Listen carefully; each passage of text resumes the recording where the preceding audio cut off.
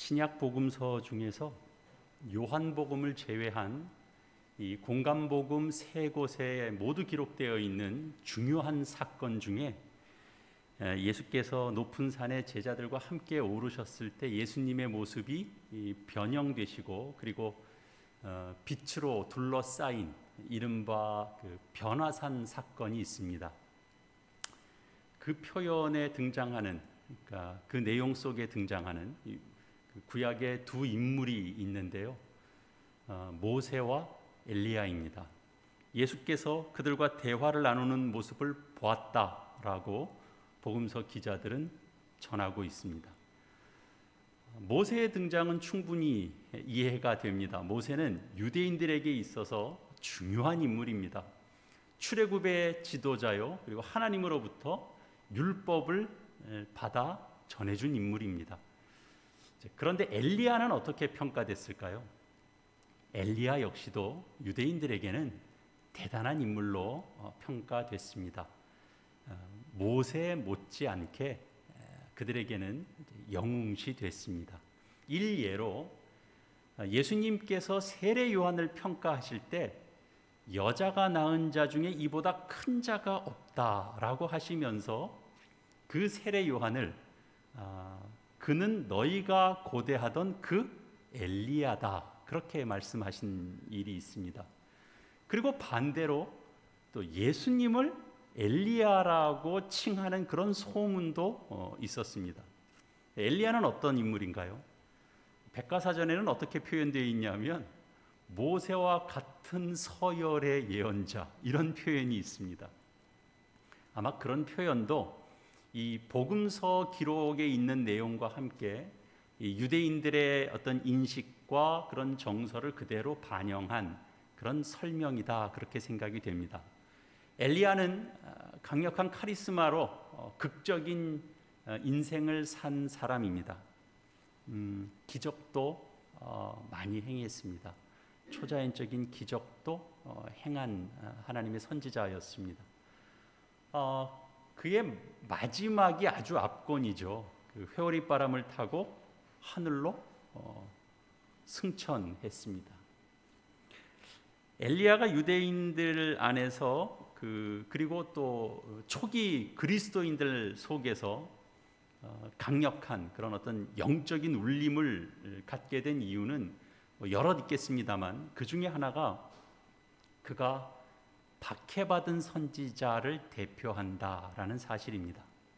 그는 이스라엘이 지금 우리의 형편과 같이 남과 북으로 갈렸던 기원전 9세기 바알 숭배가 아주 극에 달했던 북이스라엘에서 활동했던 선지자입니다.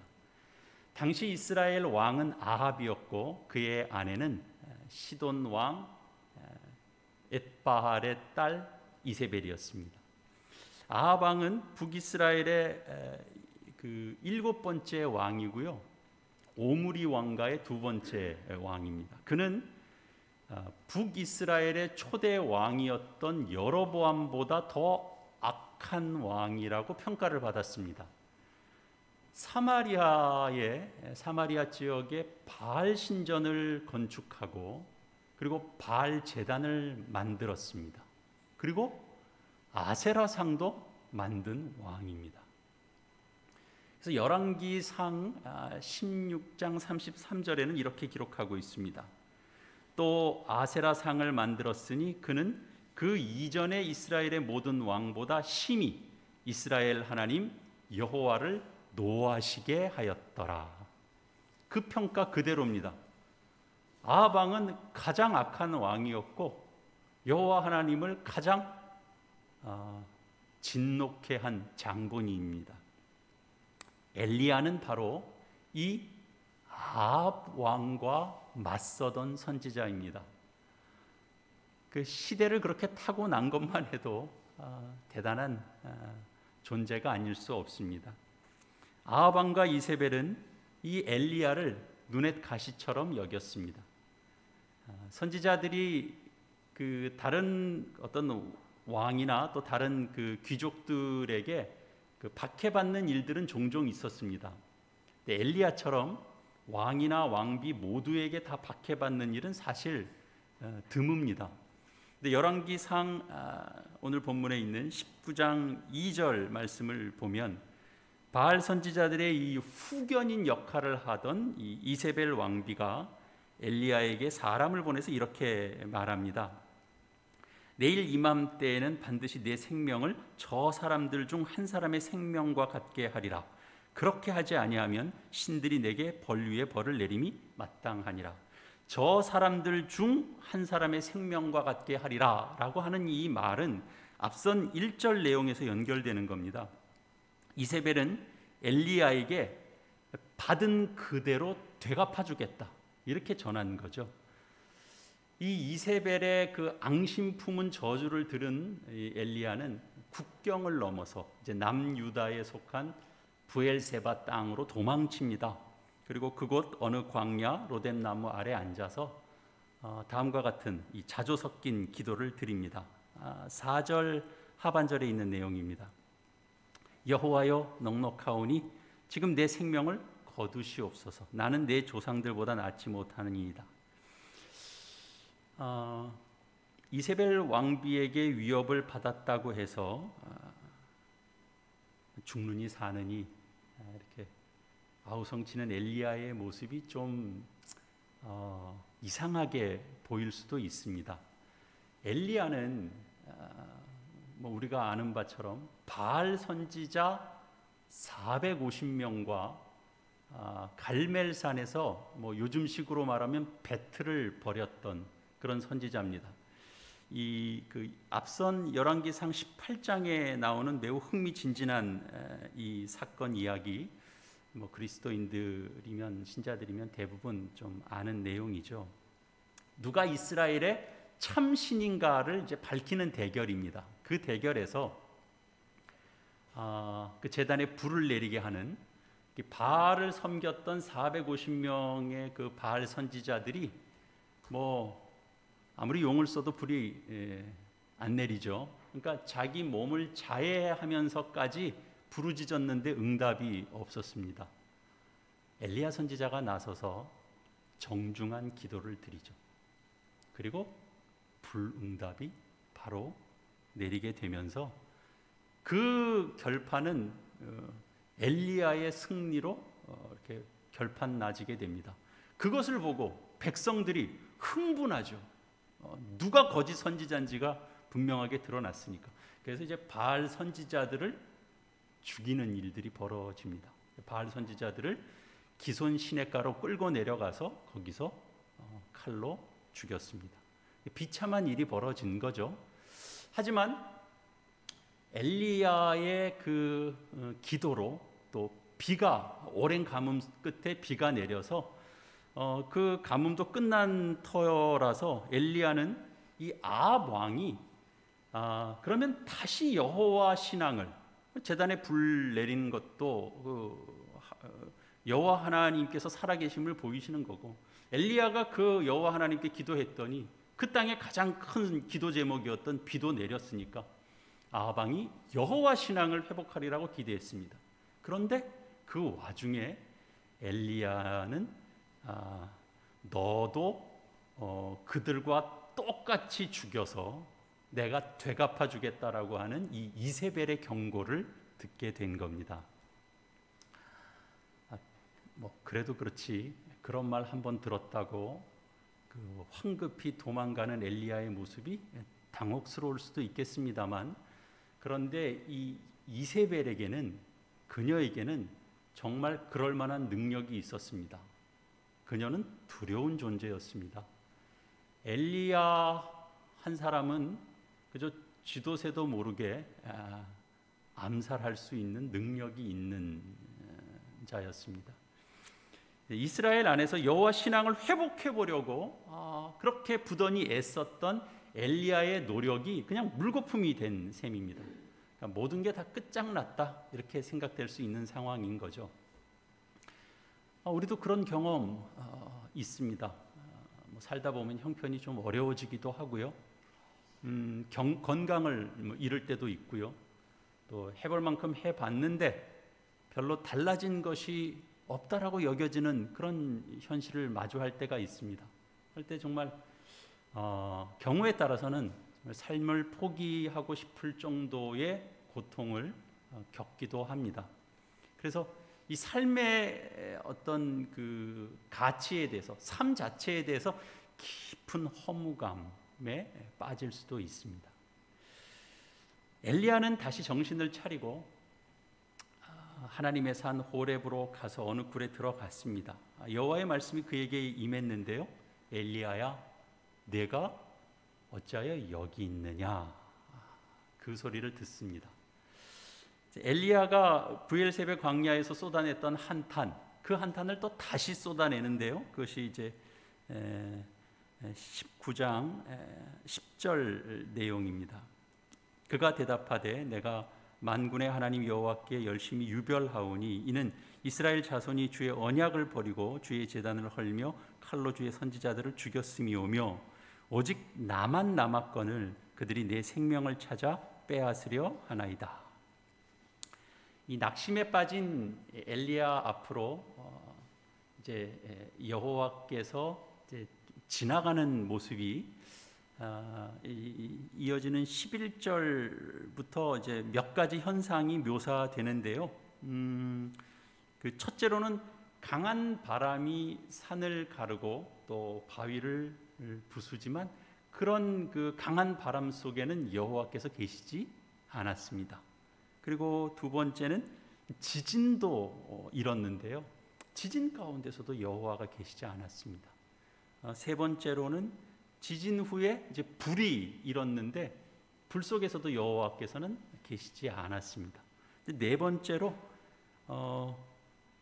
이제 세미한 소리가 났죠.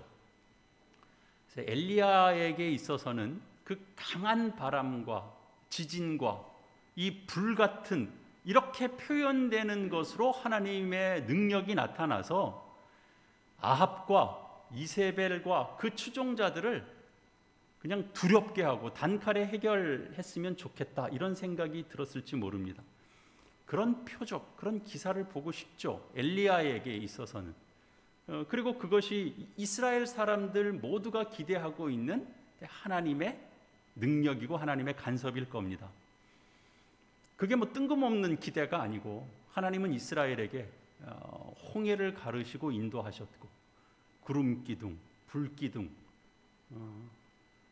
구름 기둥, 불 기둥으로 그들을 인도하셨고 만나와 메추라기 주셨고 뭐 여리고성이 무너지고 뭐 그걸 얘기하려고 하면 뭐 저희가 하루가 다 가죠.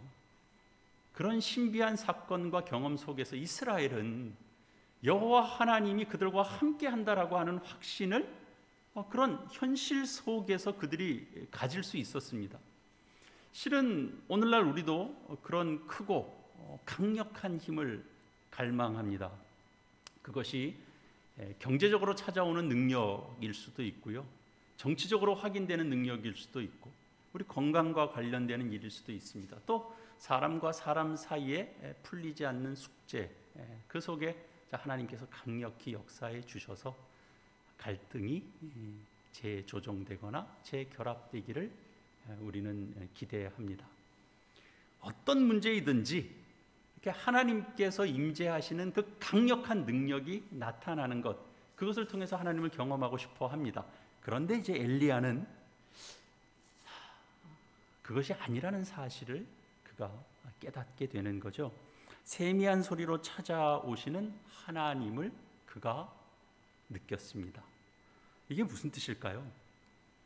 우리에게 중요한 것은 겉으로 보기에 그 강력한 힘이 아니라 오히려 우리가 눈치채기 힘들 정도의 세미하고 또 부드러운 어떤 힘, 그런 것이 아닐까, 그런 생각을 할 수 있죠. 이렇게 생각하면 뭐 예를 들면 갓 태어난 아기의 그 작은 숨의 움직임, 그 숨소리, 이런 것들이 들려주는 그 생명의 힘이라고 하는 게 너무나 대단하잖아요. 그 작은 숨소리를 통해서 이렇게 살아있는 생명을 우리가 느끼게 되죠. 그리고 이건 저만 늘 재밌게 느끼는 대목인데요. 우리나라 대중음악의 그 좀 독보적인 존재 중에 이제 한 사람으로 이미 뭐 자리 잡고 있는 박진영 씨가 있어요. 그분이 이제 각종 오디션 프로그램에 나와서 이렇게 심사평을 하면 그가 굉장히 중요한 평가 기준으로 늘 얘기하는 그만의 독특한 표현이 있습니다. 소리 반 공기 반 그런 얘기를 해요. 그러니까 그 사람은 늘 그런 기준으로 가수를 평가하는 거예요. 그냥 음성으로 꽉 찬 건강한 소리, 그런 소리로 노래하는 가수를 들으면 저 사람 목소리 좋다, 노래를 잘한다, 그런 평가는 들을 수 있지만 사람에게 감동은 주지 못한다라는 거예요. 그러나 그 목소리에 정말 숨이 섞여 있으면 그 숨의 호흡 때문에 사람이 감동을 느낀다라고 보는 거죠. 그러니까 사람의 목소리, 뭐 노래하는 목소리가 됐건 사람의 말소리가 됐건, 말소리도 그런 것 같아요. 우리가 그걸 만드는 게 아니라 사람이 간절해지면, 저도 이렇게 말할 때 간절해지면 숨이 섞입니다. 그렇지 않습니까? 그 미세한 숨 떨림이 생깁니다. 그런데 그게 사실은 강력하게 전달이 되는 거죠.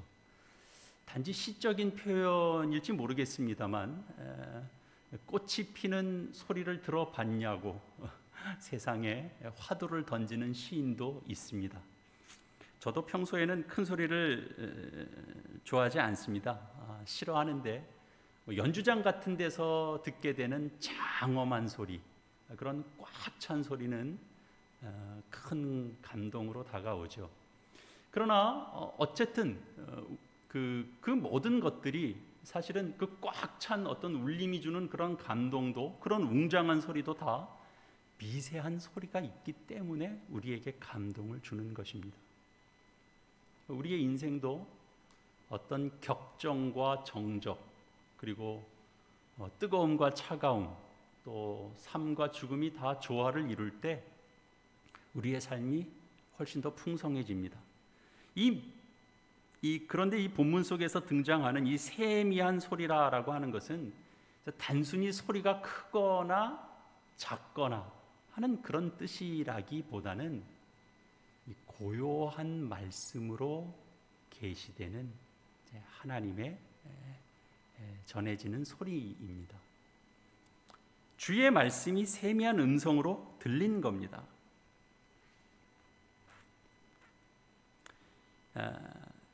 12절 한번 보시겠습니다. 또 지진 후에 불이 있으나 불 가운데에도 여호와께서 계시지 아니하더니 불 후에 세미한 소리가 있는지라.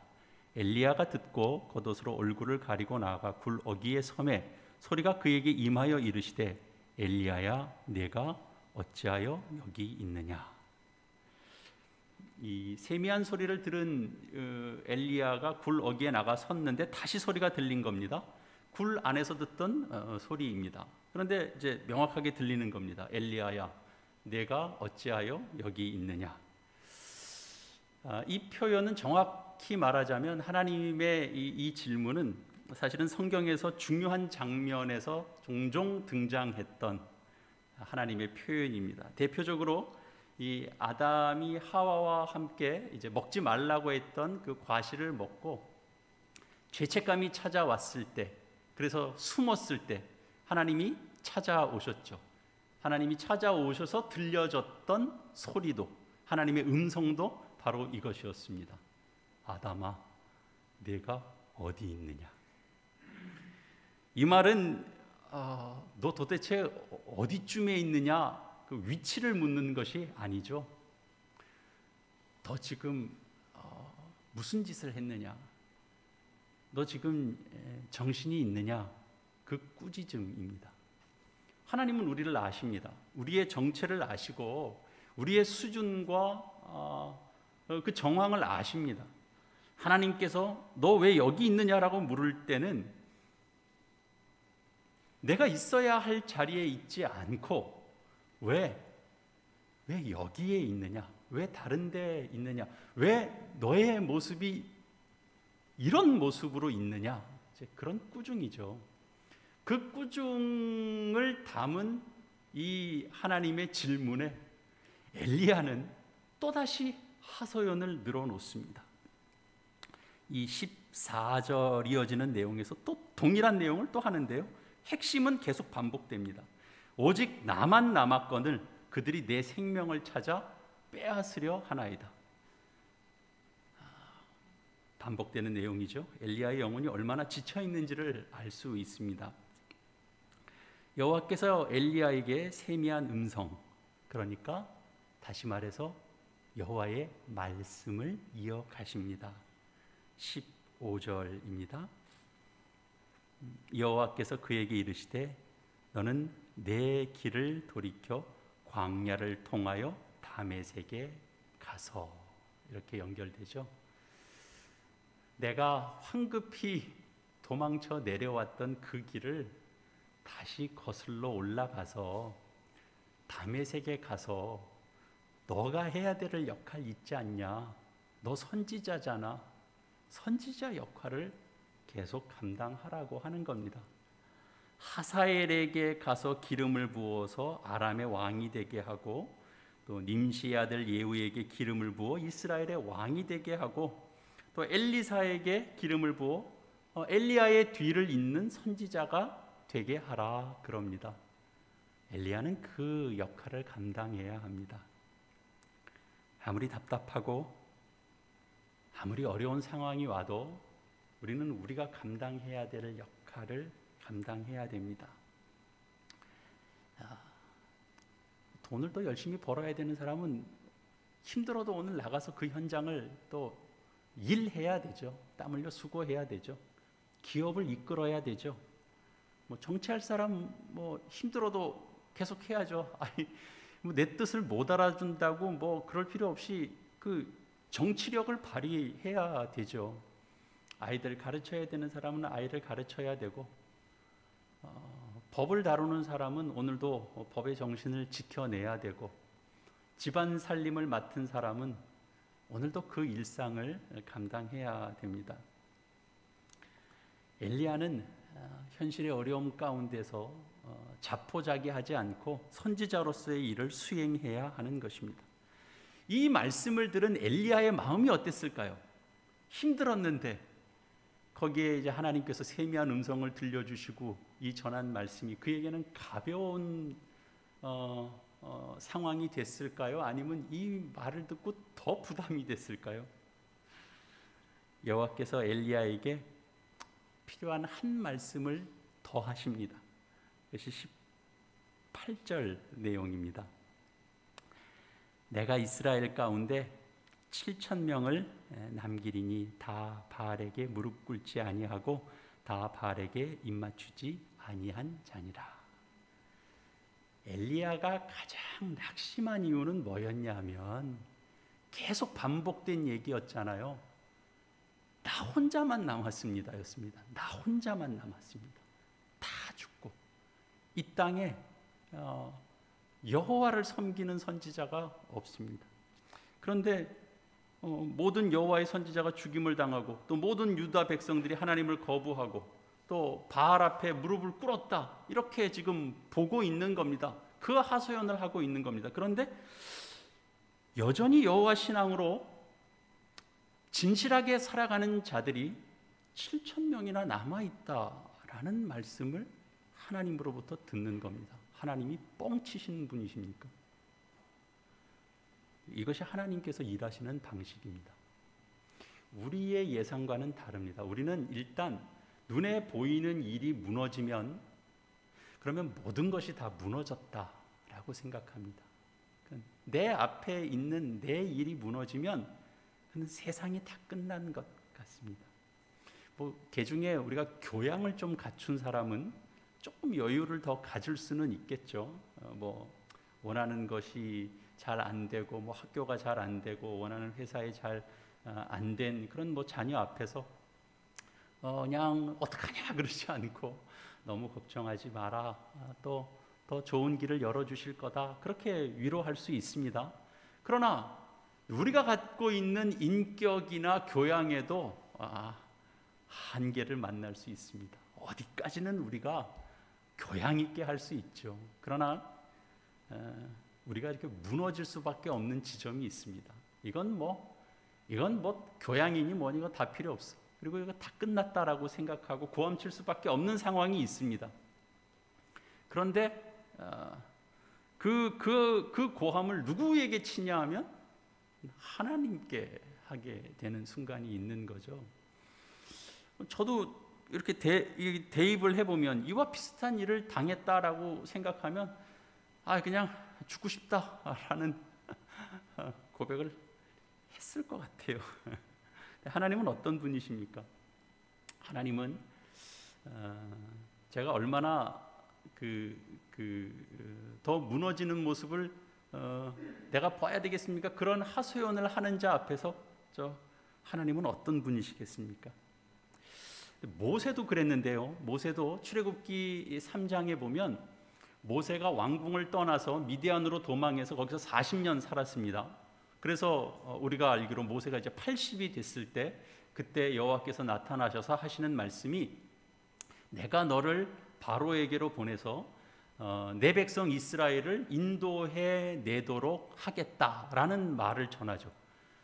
이게 의욕은 의욕대로 다 식은 상태에 그 노년에 하나님께서 그제서 나타나셔서 이른바 사명을 주셨는데, 사명도 이 미디안 땅에서 내가 양치는 목자로 거부가 되게 하겠다, 이런 내용이 아니잖아요. 바로에게 가서 이스라엘 자손을 이끌어내는 인도자가 되게 하겠다, 그런 사명을 주셨다고요. 황당하죠. 내가 이스라엘 자손에게 가서 나를 보낸 자가 누구냐고 물을 때 내가 뭐라고 이름을 대야 되겠습니까? 성경에는 내가 무엇이라고 그들에게 말하리까, 이렇게 돼 있습니다. 이게 사실 덤덤한 장면처럼 보이는데요, 그렇지 않고요. 내가 이제 와서 그들에게 간들 내가 뭘 할 수 있겠습니까? 누구라도 내가 이런 얘기를 그들에게 하면 나를 도대체 내 말을 믿겠습니까? 이제 그런 하소연이죠. 때가 다 지난 다음에 뒷북치시는 것 같은 하나님에 대한 그런 원망과 하소연이 담긴 질문입니다. 우리가 갖고 있는 감정 중에는 이런 감정이 있습니다. 우리도 하나님께 대한 이런 감정이 있죠. 그래도 우리 안에는 이게 방향은 하나 있습니다. 내가 어떤 것을 잃어도 하나님과 함께 한다면, 하나님이 함께 하신다면 내가 모든 상황을 견디며 나갈 수 있다.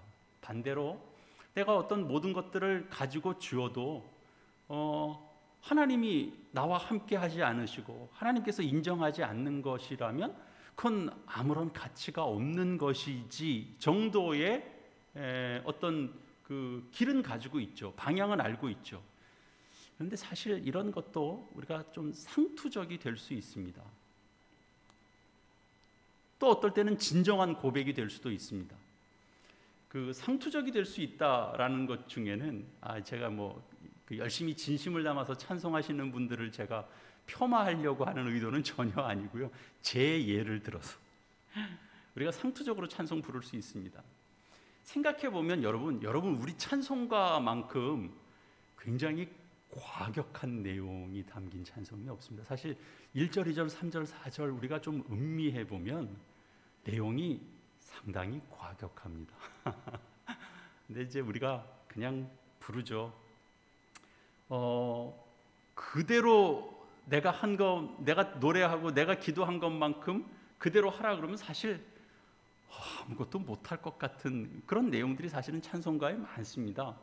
대표적으로 찬송가 323장 부름받아 나서니 몸, 그런 거 보면 부름받아 나서니 몸 어디든지 가오리다. 괴로우나 즐거우나 주만 따라 가오리니 어느 누가 막으리까? 죽음인들 막으리까? 어느 누가 막으리까? 죽음인들 막으리까? 그렇죠. 아골골짝 빈들에도 복음 들고 가오리다.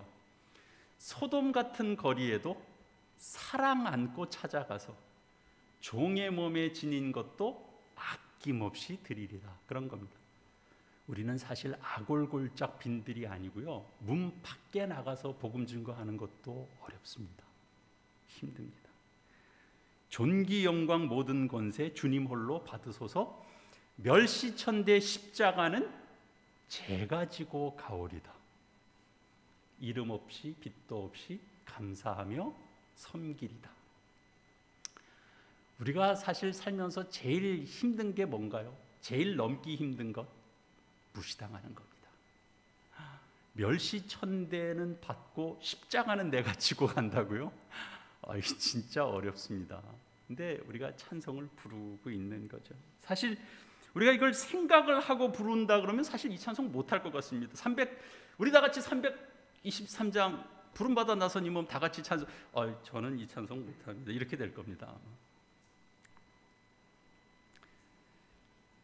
그러나 그래서 그냥 상투적으로 별 생각 없이 부르는 것 아니고 이 의미와 이 뜻을 알지만 그래도 우리가 찬송할 수 있습니다. 고백할 수 있습니다. 신자로 사는 삶은 오늘도 멸시를 당합니다. 신자로 사는데 오늘도 절망을 경험합니다. 우리가 기도로 무장하고 말씀으로 무장하고 세상 앞에 맞서는데 기대만큼은 안 되는 것을 경험합니다.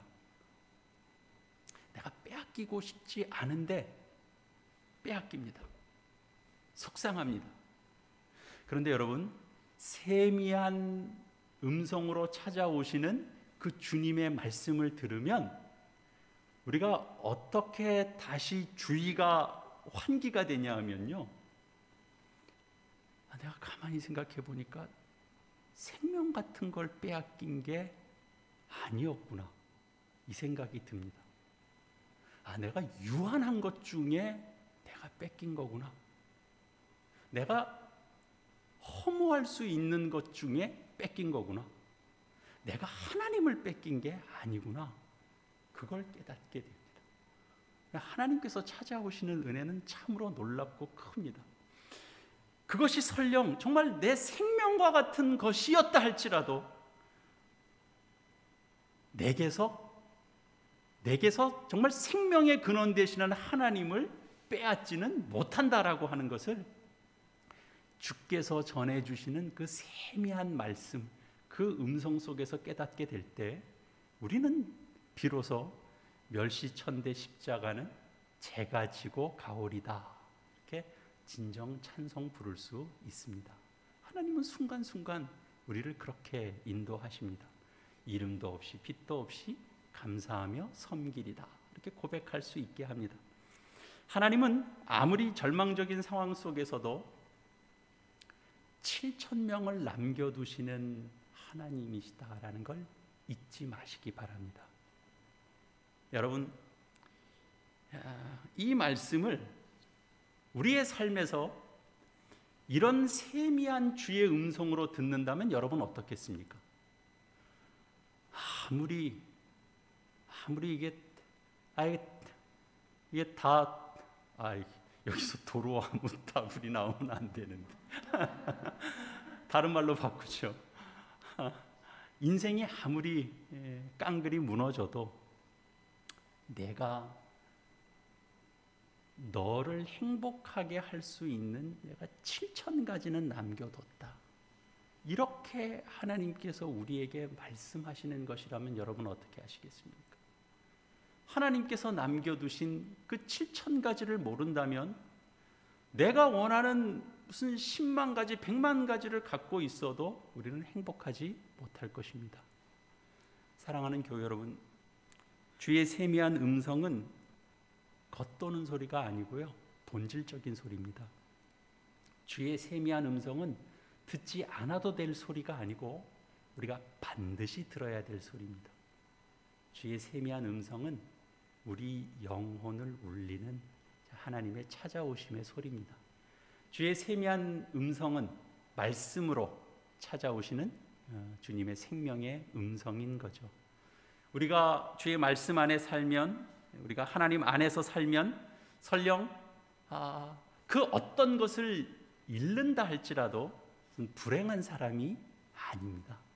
내가 불행해진 것이 아닙니다. 실제 삶에서 소중한 것을 잃어서 너무 고통스러워하는 사람들을 우리가 봅니다. 왜 그 고통을 모르겠습니까? 엘리야와 같은 대선지자도 내가 기대했던 것들이 무너지자 그냥 난 차라리 죽는 게 낫겠습니다 라고 하나님 앞에 하소연했다면 우리는 오죽하겠습니까? 그러나 우리가 주저앉아 있는 그 현장에 하나님께서 찾아오십니다. 하나님의 산 호렙을 경험하게 하십니다. 그 호렙산은 여러분의 그 가정 속에 작은 공간일 수도 있습니다. 여러분의 기도하는 그 골방이 될 수도 있고요. 하나님께서 찾아오시는 그 호렙산의 경험은 우리의 예배터, 이 공간이 될 수도 있습니다. 아니, 전혀 뜻밖의 장소가 될 수도 있습니다. 우리가 엘리야와 같은 또 모세와 같은 무슨 신앙적인 영웅과 같은 존재는 아닐지라도 그들과 같이 하나님의 세미한 음성을 들을 수 있는 자들입니다. 아니, 우리는 다 그 주님의 세미한 주의 말씀을 들어야 합니다. 하나님의 말씀에 대한 경험 없이 우리는 맨날 이렇게 늘 부딪혀야 되고 같은 일을 반복해야 될 것 같고 지지고 볶는 것 같은 이런 변함없는 우리의 오늘 속에서 일어나는 이 현실 속에서도 우리가 아무것도 변하지 않는 것 같은 이 답답한 현실 속에서도 우리는 삶을 버텨낼 수 있을 것입니다. 하나님은 여러분에게 무엇을 말씀하실까요? 저는 여러분을 향하여 이렇게 간절히 축복합니다. 여러분을 위한 7천을 남겨두었다라고 하는 하나님의 세미한 음성을, 하나님의 그 말씀을 듣는 여러분의 그 순간이 있기를 저는 간절히 축복합니다. 기도하시겠습니다. 이 시간 우리가 주의 말씀을 우리가 좀 기억하시면서 화음의 기도, 우리 마음의 결단을 새롭게 하시면서 화음의 기도 함께 드리시겠습니다.